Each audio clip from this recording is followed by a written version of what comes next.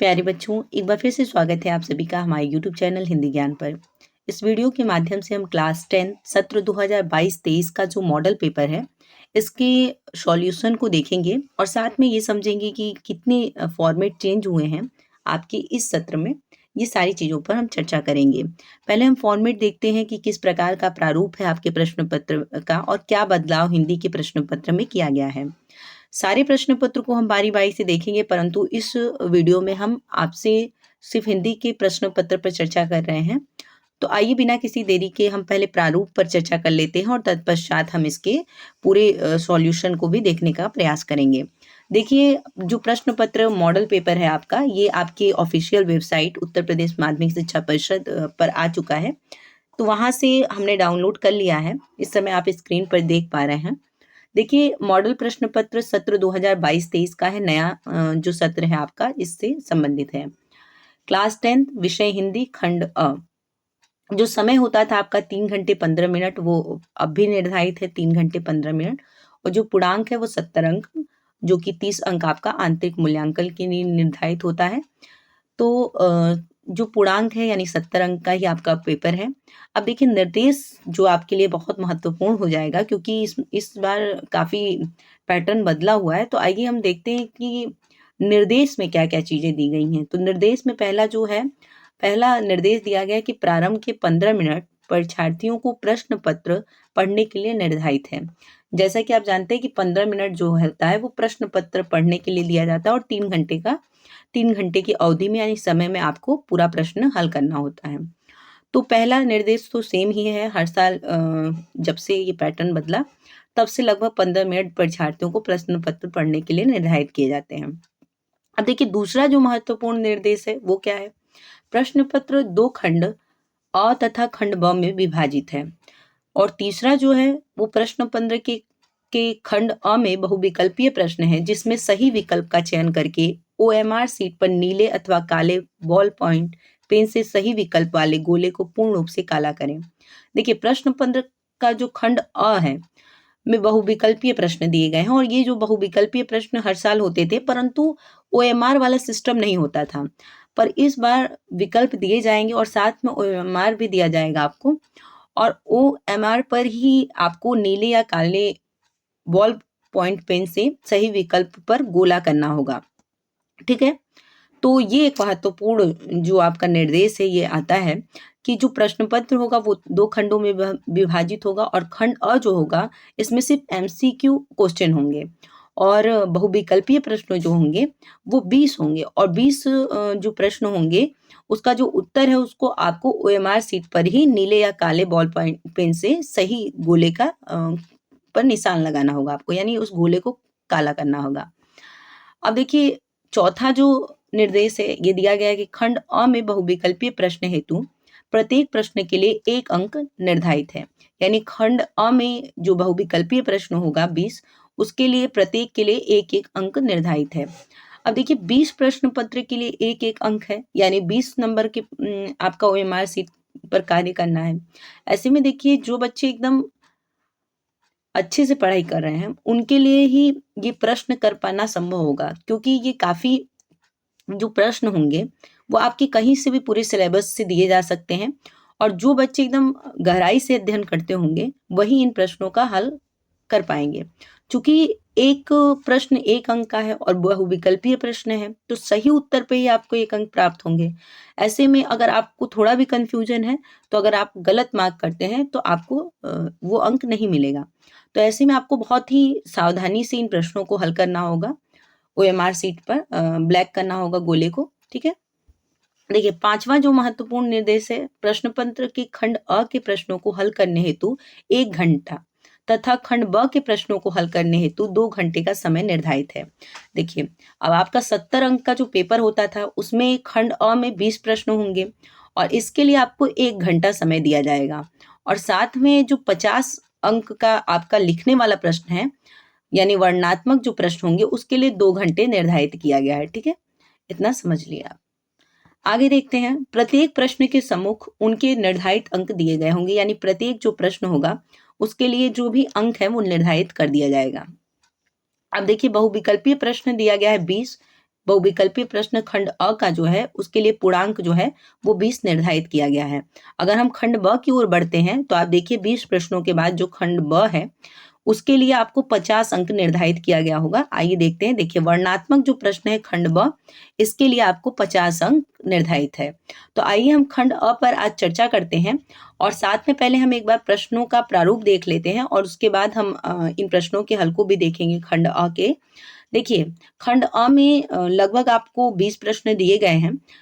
हाँ, 20 प्रश्न आपको बहुविकल्पीय प्रश्न खंड अ में दिए गए हैं 20 प्रश्न, और 20 प्रश्न में हर प्रश्न के लिए एक-एक अंक निर्धारित किया गया है। अगर हम खंड ब की बात करें तो खंड ब में देखिए 50 अंक का प्रश्न होगा और 50 अंक में वर्णनात्मक प्रश्न में पहला आपका गद्यांश पर आधारित 3 प्रश्नों का उत्तर आपको देना होगा, और अगर आप गद्यांश को पढ़ करके 3 प्रश्नों का उत्तर दे लेते हैं तो प्रत्येक प्रश्न के लिए आपको 2 अंक मिलेंगे, यानी 6 नंबर का आपको गद्यांश से संबंधित अंक प्राप्त हो सकते हैं। अब देखिए पद्यांश पर आधारित 3 प्रश्नों के उत्तर आपको देने होंगे और प्रत्येक प्रश्न के लिए 2 अंक निर्धारित किया गया है, यानी 3 गुणे 2 बराबर 6, यानी हर प्रश्न क्या होगा 2-2 अंक का होगा। सेम वही प्रोसेस है, गद्यांश के लिए 6 अंक, पद्यांश के लिए 6 अंक। अब देखिए प्रश्न संख्या 3 जो है खंड ब में, इसके में गद्यांश में से किसी एक का संदर्भ सहित हिंदी में अनुवाद करना है, यानी कि संस्कृत का कोई गद्यांश दिया होगा और उसके लिए आपको क्या करना है, संदर्भ लिखना है और साथ में उसका हिंदी अनुवाद करना है। तो अगर आप संदर्भ लिखते हैं तो 2 अंक आपको मिलेगा और हिंदी अनुवाद करते हैं तो 3 अंक मिलेगा, यानी कुल मिलाकर के आपको 5 अंक मिलेंगे। संदर्भ के लिए 2 अंक और हिंदी अनुवाद के लिए 3 अंक, यानी टोटल आपको 5 अंक मिलेंगे। इसी प्रकार से चौथा जो प्रश्न है इसमें पद्यांश है और पद्यांश में संदर्भ सहित हिंदी में अनुवाद करना है। तो देखिए इसके लिए भी संदर्भ जो है, संदर्भ के लिए आपको 2 अंक मिलेगा और हिंदी अनुवाद अगर आप करेंगे तो 3 अंक मिलेगा, यानी टोटल आपको 5 अंक मिलेंगे। इसी प्रकार से 5वां प्रश्न दिया गया है कि अपने पठित खंड काव्य के आधार पर निम्नलिखित प्रश्नों में से किसी एक का उत्तर दीजिए।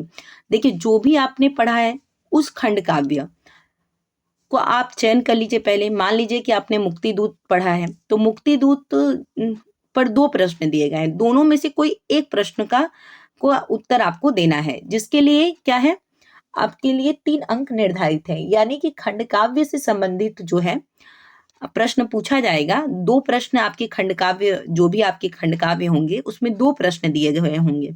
जैसे मान लीजिए मुक्तिदूत जो है, गाजीपुर के जो विद्यार्थी हैं उनके सिलेबस में मुक्तिदूत होता है। तो अगर मुक्तिदूत अगर आप खंड काव्य पढ़ते हैं तो 2 प्रश्न मुक्तिदूत से दिए गए हैं खंड काव्य से, तो दोनों में से किसी एक को ही आपको क्या करना है, सॉल्व करना है। तो एक को आप सॉल्व करेंगे तो आपको 3 अंक मिल जाएगा, यानी खंड काव्य से आप 3 अंक प्राप्त कर सकते हैं। आगे अगर हम बढ़ते हैं तो 6 नंबर प्रश्न दिया गया कि निम्नलिखित में से किसी एक लेखक का जीवन परिचय लिखिए और उसकी एक प्रमुख रचना का उल्लेख कीजिए। तो आप अगर जीवन परिचय लिखते हैं तो 3 अंक मिलेगा और एक कोई रचना उनकी बताते हैं तो 2 अंक उस पर मिलेगा, यानी टोटल आपको 5 अंक प्राप्त होंगे। इसी प्रकार से किसी एक कवि का जीवन परिचय लिखना है और उनकी किसी एक रचना का क्या करना है, उल्लेख करना है। तो अगर जीवन परिचय आप लिखेंगे तो 3 नंबर मिलेगा और एक रचना का उल्लेख करेंगे तो 2 नंबर मिलेगा, यानी कि आपको कवि के जीवन परिचय पर भी 5 नंबर निर्धारित है। देखिए अपनी पाठ्य पुस्तक में कंठस्थ कोई एक श्लोक लिखिए जो इस प्रश्न पत्र में ना आया हो। जो भी इस प्रश्न पत्र में आपके श्लोक नहीं आया है, पाठ्य पुस्तक में कंठस्थ किया हुआ श्लोक जो होता है वो आपका संस्कृत का भाग होता है।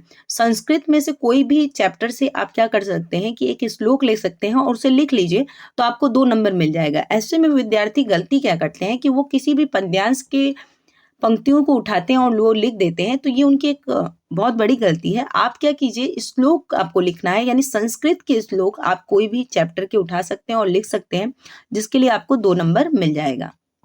आगे देखिए 8वां नंबर जो प्रश्न है वो है कि निम्नलिखित में से 2 प्रश्नों का उत्तर संस्कृत में दीजिए। और प्रत्येक प्रश्न के लिए क्या है कि 2 प्रश्न का उत्तर आपको देना है। तो 2 प्रश्न का आप उत्तर देंगे तो आपको एक-एक अंक 2-2 अंक प्राप्त होंगे। तो 2 प्रश्नों का उत्तर देंगे आप तो इस तरह से आपको 4 अंक मिलेंगे। आगे अगर देखें तो 9वां नंबर प्रश्न जो है उसमें है कि निम्नलिखित में से किसी एक विषय पर निबंध लिखिए। तो एक विषय पर आपको निबंध लिखना है तो उसके लिए 9 नंबर है। कोई भी एक विषय का चयन कर सकते हैं आप और उस पर निबंध लिखेंगे तो आपको 9 नंबर प्राप्त हो जाएंगे।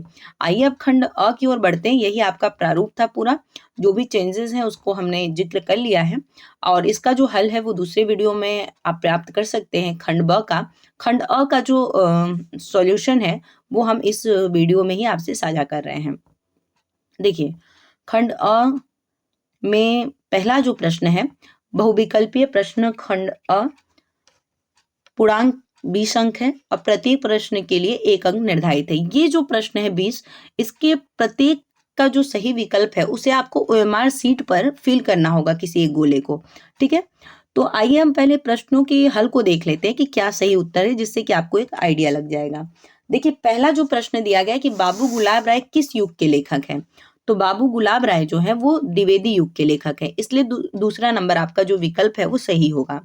इस प्रकार से आपका दूसरा प्रश्न है कि चिंतामणि किस विधा की रचना है? 4 विकल्प दिए गए हैं, निबंध, नाटक, कविता, कहानी।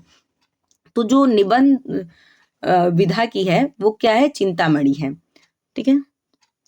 अगला प्रश्न है गबन किसकी रचना है? पहला विकल्प है मुंशी प्रेमचंद, दूसरा जयशंकर प्रसाद, तीसरा निराला, हरिकृष्ण प्रेमी।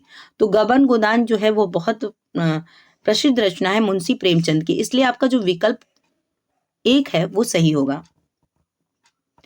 अगला प्रश्न है शुक्ल युग की समय अवधि क्या थी? तो शुक्ल युग की जो समय अवधि है वो है 1919 से 1938 तक। ठीक है? अगला प्रश्न है नीड़ का निर्माण फिर किस विधा की रचना है? तो नीड़ का निर्माण फिर जो है वो आत्मकथा विधा की रचना है। ठीक। अगला प्रश्न है कि प्रिय प्रवास किस युग की रचना है? तो प्रिय प्रवास जो है वो द्विवेदी युग की रचना है और इसकी जो रचनाकार है अयोध्या सिंह उपाध्याय हरिऔध जी हैं। अब देखिए अगला प्रश्न है मधुशाला किस की रचना है? तो मधुशाला जो है वो हरिवंश राय बच्चन की रचना है। इनकी एक रचना और पूछी जाती है कि क्या भूलूं क्या याद करूं, ये किसकी रचना है? तो हरिवंश राय बच्चन जी की ही रचना है। अगला प्रश्न है भारत भारती किसकी रचना है? तो भारत भारती जो है वो मैथिली शरण गुप्त जी की रचना है। अगला प्रश्न है आधुनिक काल कब से कब तक है? तो आधुनिक काल जो है वो 1843 ईस्वी से अब तक। मतीराम किस युग के कवि हैं? तो मतीराम जो हैं वो रीति काल के कवि हैं। हास्य रस का अस्थाई भाव, आप जानते हैं हास्य रस का अस्थाई भाव जो होता है वो हास होता है। प्रश्न संख्या 12 है कि सोहत ओढ़े पीठ पर श्याम सलोने गात मनो नीलमणि शैल पर आतप पर्यो प्रकाश। उपयुक्त पंक्तियों में कौन सा अलंकार है? तो आप जानते हैं कि जो इसमें मनु शब्द आया है और जहां पर भी वाचक शब्द मनु, मानो, जनु, जानो ऐसे शब्द आते हैं वहां क्या होता है? उत्प्रेक्षा अलंकार होता है। जहां उपमेय में उपमान की संभावना की जाती है और जहां वाचक शब्द मनु, मानो, जनु, जानो इत्यादि शब्द आते हैं वहां पर क्या होता है? उत्प्रेक्षा अलंकार होता है। तो यहाँ पर क्या है? मनु शब्द आया है इसलिए यहाँ पर क्या है? उत्प्रेक्षा अलंकार है। यहाँ उपमेय में उपमान की संभावना की जा रही है। ठीक है? रोला छंद में कुल कितने चरण होते हैं? तो रोला छंद में आप जानते हैं 4 चरण होते हैं। अगला प्रश्न है आकर्षण शब्द में किस उपसर्ग का प्रयोग किया गया है? तो आकर्षण आप जानते हैं उपसर्ग क्या होता है? किसी भी शब्दांश के पहले जुड़ता है। तो आकर्षण में जो उपसर्ग है वो आ है। प्रत्यय के कितने भेद होते हैं? तो प्रत्यय आप जानते हैं कि 2 प्रकार के होते हैं, कृत प्रत्यय और तद्धित प्रत्यय। अगला प्रश्न है कि पीताम्बर में कौन सा समास है? तो पीताम्बर में जो है पीला है अंबर जिनका, अर्थात आप कह सकते हैं कि कृष्ण, ठीक, या विष्णु। तो यहां पर क्या है? बहुव्रीहि समास। अगला जो प्रश्न है, देखिए 17 नंबर जो प्रश्न दिया गया है कि आंसू का तत्सम रूप है। तो जो संस्कृत के मूल शब्द होते हैं और ज्यों के त्यों हिंदी भाषा में प्रयोग किए जाते हैं ऐसे शब्दों को हम क्या कहते हैं? तत्सम कहते हैं। तो देखिए आंसू का जो तत्सम है वो क्या होगा? अश्रु होगा। 18 नंबर प्रश्न दिया गया है कि यड़ संधि का सूत्र लिखिए। तो यड़ संधि का सूत्र आप जानते हैं इको, ठीक है। फलस्य शब्द का वचन एवं विभक्ति है। तो फलस्य शब्द का जो वचन और विभक्ति है वो अगर आपने इस शब्द रूप याद किया हो तो आप समझ पाए होंगे कि षष्ठी विभक्ति एक वचन, पहला विकल्प सही है। ठीक है, षष्ठी विभक्ति एक वचन। अंतिम जो प्रश्न है, अपठित धातु का वचन एवं पुरुष है, यानी पट धातु रूप अगर आपने याद किया होगा तो अपठित धातु का वचन एवं रूप जो है वो प्रथम पुरुष एक वचन है। तो इस तरह 20 प्रश्नों का हल हमने आपको दे दिया। एक बार पुनः आप चाहें तो इसे देख सकते हैं, दोहरा सकते हैं। देखिए, पहले प्रश्न की ओर हम बढ़ते हैं। पहला प्रश्न दिया गया है कि बाबू गुलाब राय किस युग के लेखक हैं, तो द्विवेदी युग के हैं। चिंतामणि किस विधा की रचना है, निबंध विधा की। गबन किसकी रचना है, मुंशी प्रेमचंद्र जी की। शुक्ल युग की समय अवधि जो है वो 1919 से 1938। ठीक। अगला प्रश्न है कि नीड़ का निर्माण फिर की विधा है, आत्मकथा। अगला है प्रिय प्रवास किस युग की रचना है, तो द्विवेदी युग की। अयोध्या सिंह उपाध्याय हरिऔध जी की है। मधुशाला किसकी रचना है, हरिवंश राय बच्चन की। भारत भारती जो रचना है मैथिली शरण गुप्त जी की है। आधुनिक काल कब से कब तक था, तो 1843 से अब तक। मतीराम किस युग के लेखक हैं, कवि हैं, तो रीति काल के हैं। ठीक। अगला प्रश्न है हास्य रस का स्थायी भाव है, हास। सोहत ओढ़े पीठ पटु श्याम सलोने गात, मानो नीलमणि शैल पर आतप परियो प्रकाश। तो इसमें कौन सा अलंकार है, तो उत्प्रेक्षा अलंकार है। रोला छंद में कुल कितने चरण होते हैं, 4। आकर्षण शब्द में किस उपसर्ग का प्रयोग किया है, तो आ। ठीक है। अगला है प्रत्यय के कितने भेद हैं, तो 2 भेद हैं। पीताम्बर में कौन सा समास है, बहुब्रीहि समास है। आशु का तत्सम रूप है अश्रु, यानी विकल्प 1 सही। यड़ संधि का सूत्र विकल्प नंबर 3 इको। फलस्य जो है षष्ठी विभक्ति एक वचन। अपठित धातु का वचन एवं पुरुष है, तो आप जानते हैं कि प्रथम पुरुष एक वचन। तो आज के लिए इतना ही, फिर हम खंड ब पर चर्चा करेंगे अगले वीडियो में। तब तक के लिए धन्यवाद। जय हिंद, महादेव। घर रहिए, सुरक्षित रहिए।